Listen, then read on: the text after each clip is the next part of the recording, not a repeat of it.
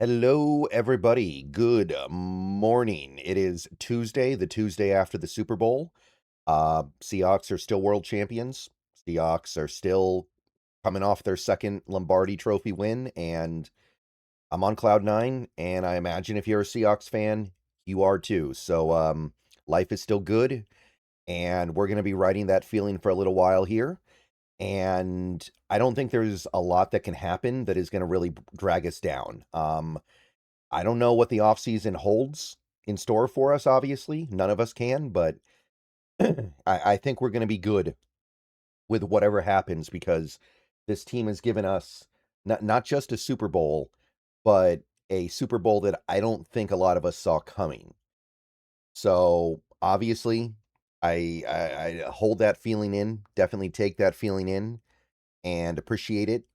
But like I said a couple days ago, right before the Super Bowl, on this channel, I was going to move on pretty quickly because there was a lot to talk about. And I want to go ahead and lead off with a discussion about this tweet from the morning of the Super Bowl.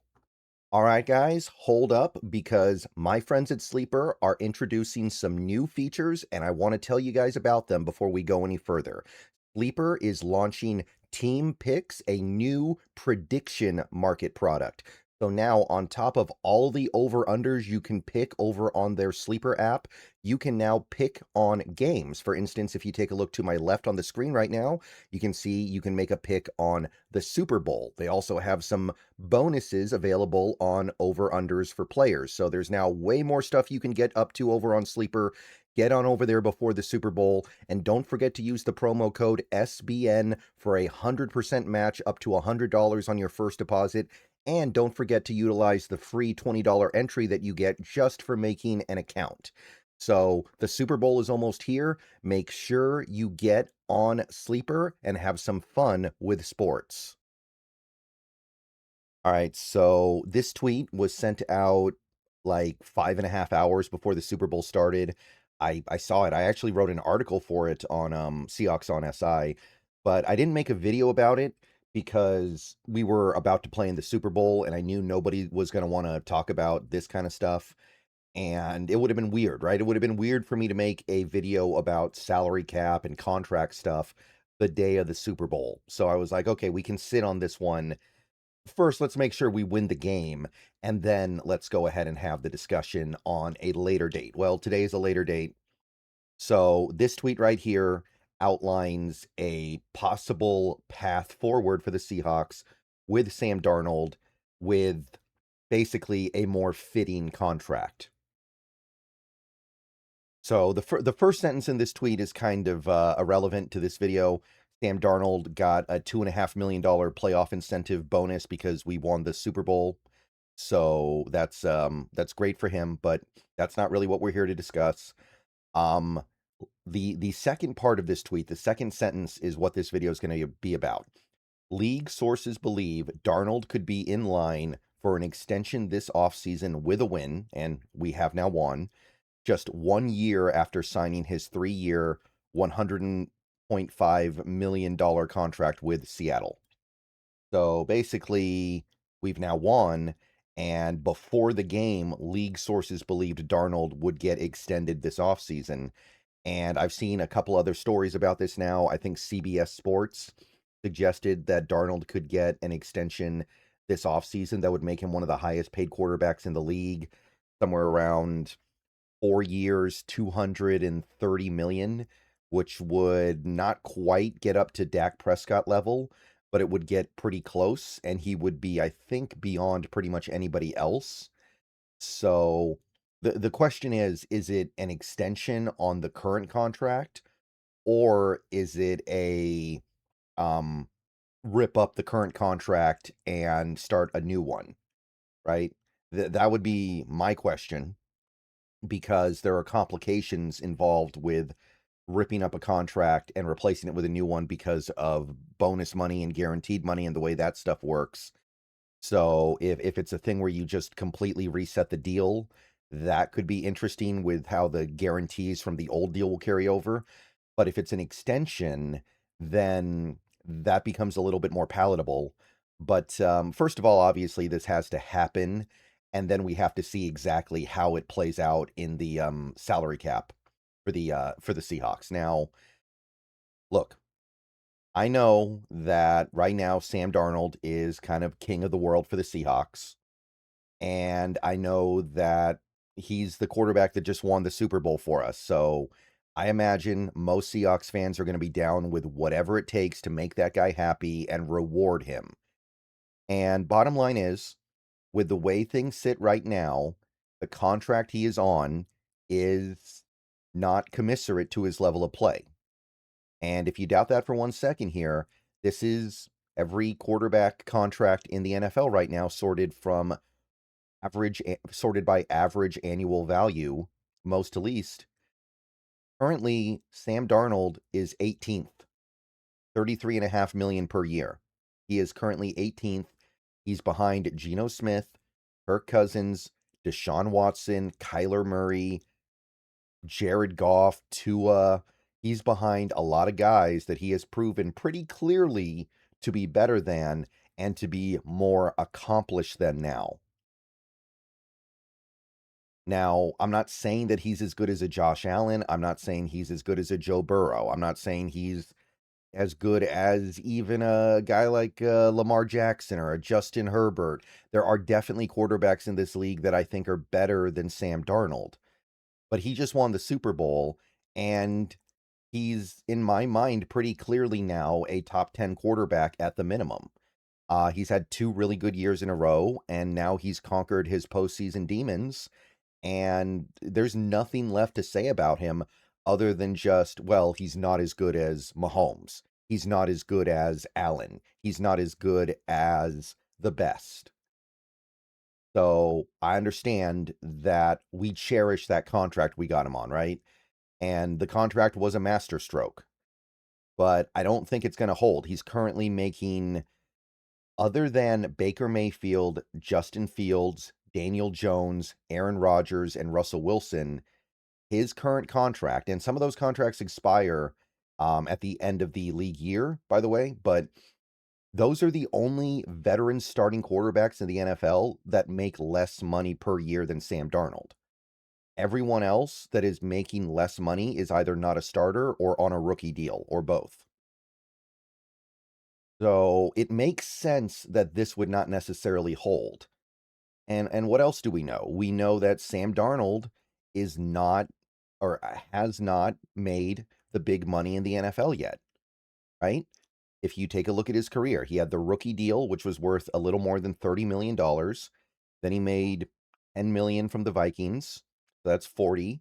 Then he made 4.5 from the 49ers. So before this most recent year with the Seahawks, before 2025, Sam Darnold had made about $45 million in the NFL off of contracts. So this is not a guy who's made hundreds of millions of dollars and he doesn't need money and he doesn't care.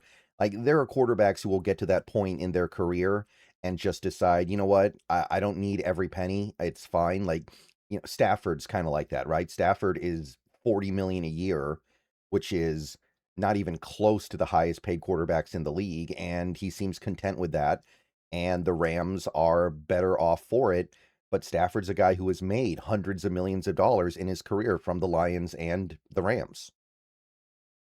So Sam Darnold's not in that position.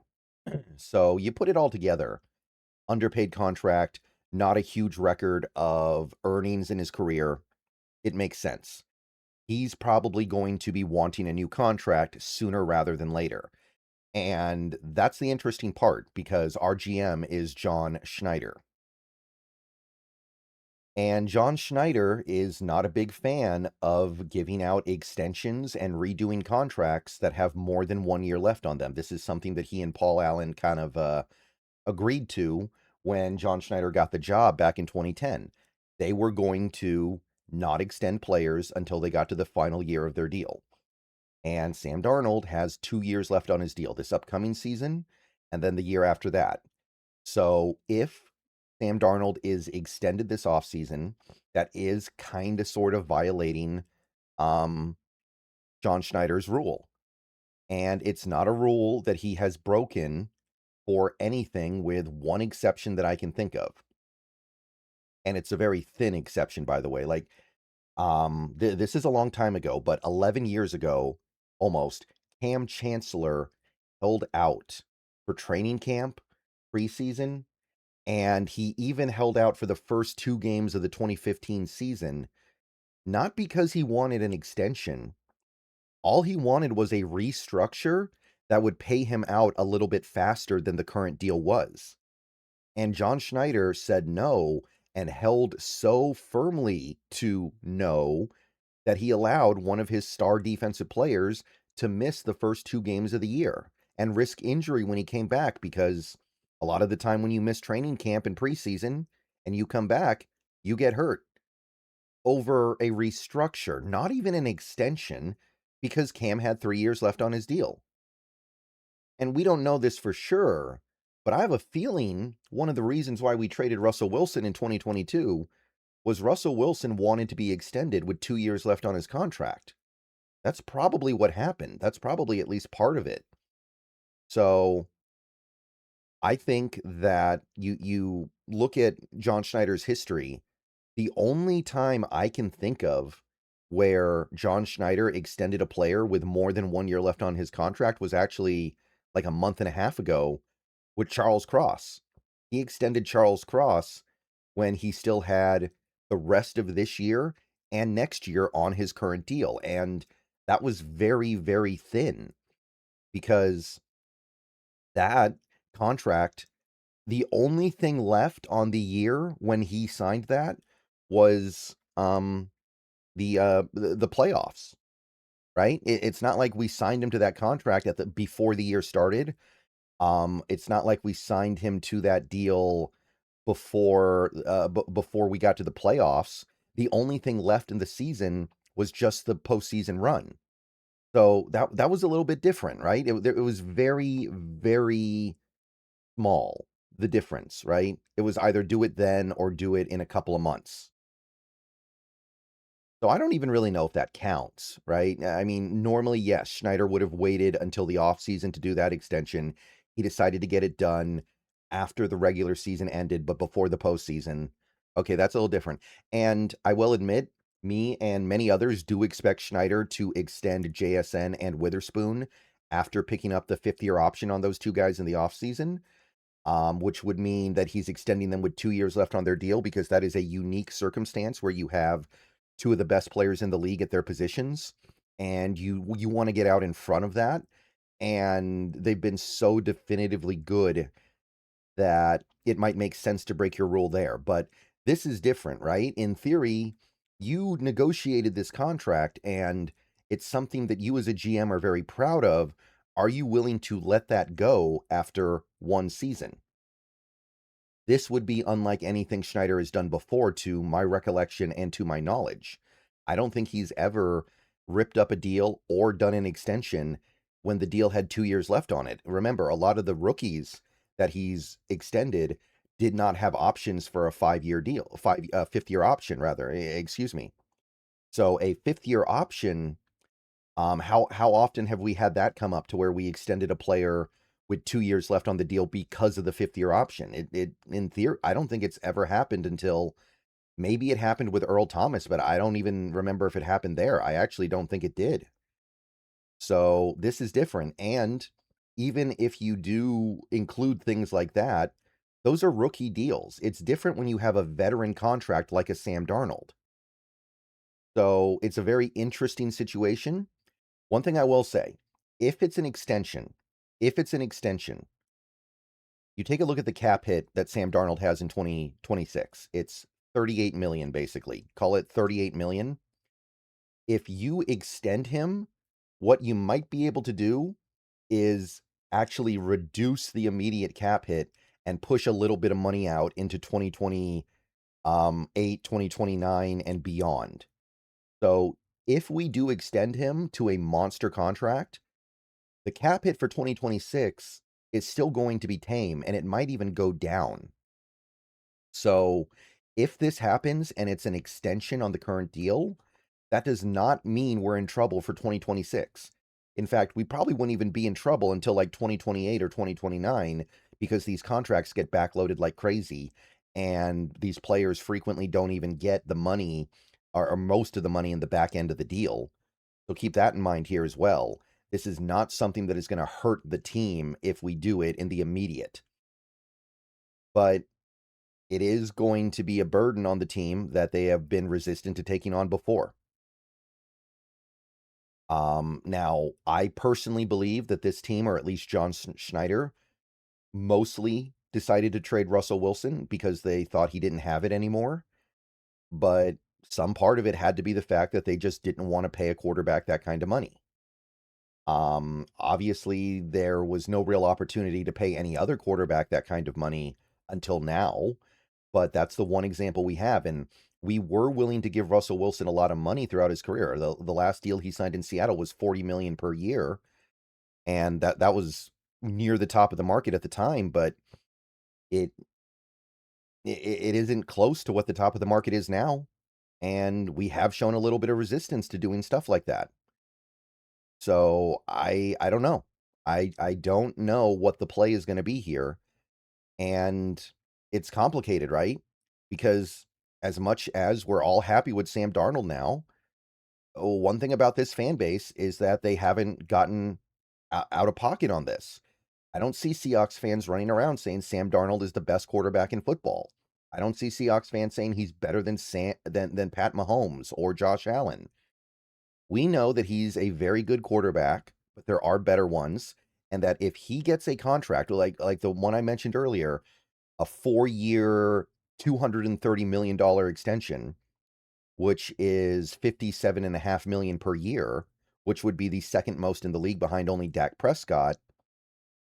On some level, he's worth that, only in the sense that he is a top quarterback and it's his turn to get paid. But he's not better than some of the guys he's going to be making more money than. He's not better than some of the quarterbacks who are making even 40. Like Matt Stafford is better than Sam Darnold. Pat Mahomes is better than Sam Darnold. Now, maybe not next year because I know Stafford's old. Mahomes is going to be coming off an ACL tear, but I think you guys get what I'm saying, right? Generally speaking, Sam Darnold is not on their level, and that's fine. But if you start paying him $57 million a year on a new contract, then it's a little bit less fine. And again, it's the price you pay for winning a Super Bowl. If this is what it takes to take a shot at a repeat next year, it's worth it. But man, this contract was beautiful. And if we lose it, I mean, it's called suffering from success, I guess. So I'm not going to be upset about it, but is it the right thing to do? And we don't even know if Sam Darnold's going to ask for this, although I assume that he will, for obvious reasons. Why would you not push when you can? And also, by the way, if Sam Darnold is as good or better this upcoming year, and you extend him next offseason, it might even be more. So that's an element here as well. Is it better to get this over with now? All right. See you guys later. Go Hawks. And that's going to be one of the big thoughts this offseason.